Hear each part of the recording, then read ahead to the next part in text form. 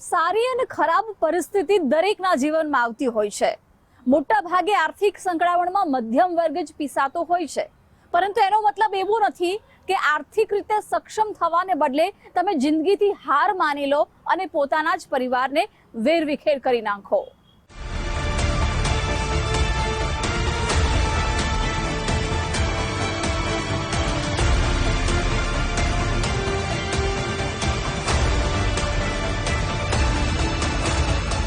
તારીખ 6 માર્ચ 2025, સમય સાંજના 5:45 કલાક, સ્થળ સરગાસણ, ગાંધીનગર.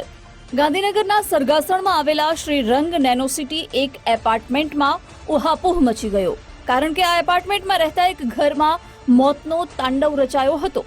એપાર્ટમેન્ટના I-303માં રહેતા હરીશ વાઘેલાના પાડોશીએ ડોરબેલ વગાડી, પરંતુ કોઈએ દરવાજો ખોલ્યો નહીં, જેથી તેમણે બારીમાંથી અંદર કોઈ છે કે નહીં તે જાણવાનો પ્રયાસ કર્યો. અંદરના દ્રશ્યો જોઈ પાડોશીના પગ નીચેથી જમીન સરકી ગઈ, કારણ કે ઘરની અંદર હરેશભાઈ બેહોશ હાલતમાં પડ્યા હતા. લોહીના ખાબોચિયામાં હરેશના પત્ની આશા અને પુત્ર ધ્રુવ પડ્યો હતો. પાડોશીએ તાત્કાલિક સ્થાનિક પોલીસને ફોન કર્યો. માહિતી મળતા પોલીસની ટીમ સ્થળ પર આવી હતી. આશાબેન અને તેમના 5 વર્ષના દીકરા ધ્રુવની લાશને પીએમ માટે મોકલી હતી. હરેશના હાથની નસ કપાયેલી હતી. બેહોશીની હાલતમાં પડ્યો હોવાથી તેને નજીકની હોસ્પિટલમાં સારવાર માટે ખસેડવામાં આવ્યો હતો. હરેશ કનુભાઈ વાઘેલાએ પોતાના પત્ની અને પોતાના દીકરાનું મર્ડર કરી નાખેલું હતું, જેમાં પોતાના પત્ની આશાબેન તથા પોતાનો દીકરો ધ્રુવ ઉંમર વર્ષ 4નું મર્ડર કરેલું હતું અને હત્યા કરી હતી. એ બાબતે ઇન્ફોસિટી પોલીસ સ્ટેશન વિસ્તારમાં BNS કલમ 103 મુજબ ગુનો દાખલ થયેલો હતો. ગાંધીનગરના સરગાસણમાં સનસનીખેજ ઘટના. શેરબજારમાં દેવું થઈ જતા વિખેરાયો પરિવાર. પત્ની અને પુત્રની હત્યા બાદ યુવકે કાપી હાથની નસ. ઇન્ફોસિટી પોલીસના કહેવા મુજબ હરેશ વાઘેલા મૂળ સુરેન્દ્રનગરનો છે. સરગાસણમાં આવેલા શ્રી રંગ નેનોસિટી એક એપાર્ટમેન્ટમાં રહેતો હતો. 9 વર્ષ અગાઉ તેના લગ્ન આશા સાથે થયા હતા અને લગ્ન જીવનથી દંપતીને 5 વર્ષનો દીકરો ધ્રુવ હતો. હરેશ સેક્ટર 11માં આવેલા હેર સલૂનમાં નોકરી કરતો હતો. તેની પત્ની આશા અલગ અલગ જગ્યાએ રસોઈ કામ કરતી હતી. છેલ્લા કેટલાક સમયથી હરેશે શેરબજારમાં રોકાણ કરવાનું ચાલુ કર્યું, પરંતુ તેમાં નુકસાન થતા દેવું વધી ગયું હતું. તેના જ કારણે હરેશે આ પગલું ભર્યું હોવાનું પ્રાથમિક તારણ જાણવા મળ્યું છે.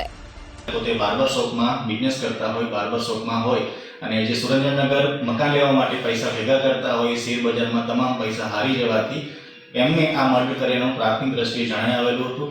આ મર્ડર દરમિયાન જે આશાબેન અને એમના દીકરા ધ્રુવનું માથામાં બોથડ પદાર્થ મારવાથી એમની હત્યા ઉપજાવેલી છે અને ત્યારબાદ એમના પત્નીનું પણ ગળે ટૂંકો દઈને સ્ટ્રેંગ્યુલેશન કરીને હત્યા કર્યાનું પ્રાથમિક દ્રષ્ટિએ જણાય આવેલ છે. આ હરેશભાઈ પોતે પણ આ હત્યા બાદ સુસાઇડ કરવાનો પ્રયત્ન કરેલો હતો અને હાથમાં નસ કાપેલી હતી. પત્ની અને પુત્રની હત્યા બાદ લખી સુસાઇડ નોટ. આખો દિવસ પત્ની અને પુત્રની લાશ પાસે બેસી રહ્યો હરેશ. જે પત્ની અને દીકરા માટે હરેશ દિવસ રાત મહેનત કરતો હતો, તે પત્ની અને દીકરાની હરેશે બેરહેમીપૂર્વક હત્યા કરી. કેટલી નિર્દયતાથી તેણે 2 હત્યા કરી છે. આ પગલું ભરતા પહેલા તેને સુસાઇડ નોટ લખી. એ મુજબ હરેશને સુરેન્દ્રનગરમાં મકાન લેવાનું હતું. તે શાળાના મકાનમાં રહેતા હતા. શેરબજારમાં દેવું વધી જતા આર્થિક તંગીને કારણે આ પગલું ભર્યું છે.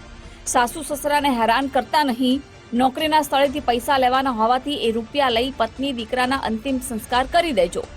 આ સુસાઇડ નોટ લખી પત્નીને ગળે ટૂંપો આપી હત્યા કરી. બેડરૂમની તિજોરીએ પુત્રનું માથું અથડાવી હત્યા કરી નાખી. બાદમાં પોતાના હાથની નસ કાપી આત્મહત્યાનો પ્રયાસ કર્યો. જો કે ઘા વધુ ઊંડો ન હોવાથી હરેશ બચી ગયો. હરેશભાઈ હાલ જીવિત હાલતમાં છે અને પોતે અમદાવાદ સિવિલ હોસ્પિટલમાં હાલ સારવાર હેઠળ છે. આ સમગ્ર હકીકત ઇન્ફોસિટી પોલીસ સ્ટેશનના ધ્યાનમાં આવતા તાત્કાલિક અસરથી ઇન્ફોસિટી પોલીસ સ્ટેશને ગુનો દાખલ કરેલો છે અને હાલ ગુનાની તપાસ વિજયનગર કરી રહ્યા છે. આ બંને જે મર્ડર કરેલા છે, આશાબેન અને ધ્રુવ, બંનેના પેનલ પીએમથી ગાંધીનગર સિવિલ હોસ્પિટલમાં પેનલ પીએમથી પીએમ કરાવી ચૂકેલા છે અને હાલ સમગ્ર તપાસ ચાલુમાં છે. હરેશની હાલત ગંભીર છે. તેના સ્વસ્થ થયા બાદ આ ઘટના પાછળનું સાચું કારણ બહાર આવશે. પીએમ રિપોર્ટ મુજબ હરેશે ગુરુવારની સવારના 10 થી 11 વાગ્યાના ગાળામાં પત્ની અને પુત્રની હત્યા કરી. ઘટનાનો પર્દાફાશ સાંજે પાડોશીઓએ કર્યો. તેનો મતલબ એ છે કે 2 મર્ડર કર્યા બાદ 6 થી 8 કલાક સુધી પત્ની અને પુત્રની લાશ પાસે હરેશ બેસી રહ્યો હતો. એ પછી તેણે પોતાનું જીવન ટૂંકાવવાનો પ્રયાસ કર્યો. પોલીસે હરેશ અને તેની પત્નીનો મોબાઈલ FSLમાં તપાસ માટે મોકલી આપ્યા છે. બંનેના મોબાઈલના CDR પણ મંગાવવામાં આવ્યા છે. છેલ્લા 48 કલાકમાં બંનેએ કોની સાથે વાત કરી, ખાસ કરીને હરેશે હત્યાકાંડને અંજામ આપ્યા પછી કોઈને ફોન કર્યા કે નહીં એ જાણવા પણ પોલીસે કવાયત હાથ ધરી છે. નિકુંજ જાની, ગુજરાત ફર્સ્ટ, ગાંધીનગર.